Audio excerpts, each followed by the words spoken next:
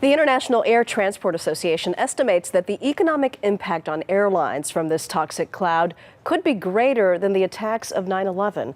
CBS News business and economics correspondent Rebecca Jarvis is here with the numbers for us. Good morning, Rebecca. Good morning, Maggie. Such a huge financial blow, not only to airlines, but to passengers. Let's talk about them first.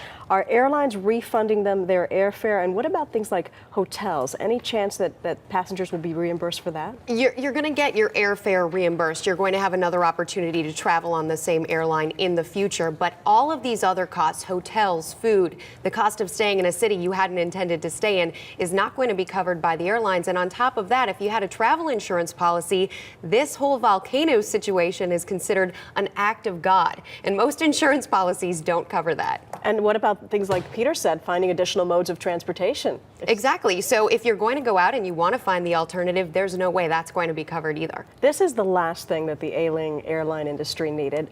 How big a hit are they taking here? It really is. Peter mentioned this number, $200 million a day that the airlines are losing overall. But that's a conservative estimate, Maggie, and many are considering the fact that we might see, at least at this point, $2 billion in losses, not per day, but up to this point. And if the problem continues, it's going to build and build. Exactly, because no one knows how long this will go on. What about other sectors of the economy? Are we seeing ripple effects from this? There are some ripple effects, and in some cases, one individual's loss is another individual's gain. So if you happen to drive a car service or you run the trains or you run ferries, you're seeing a major uptick in business right now. Here in the United States, we're seeing teleconferencing going up because there are folks who couldn't make it out on flights, so they're doing teleconferencing instead. There's also a number of things that we import from overseas, from Swiss chocolates to exotic flowers that are being held right now, and we're not seeing them come in. And lastly, I think this one's pretty interesting, salmon.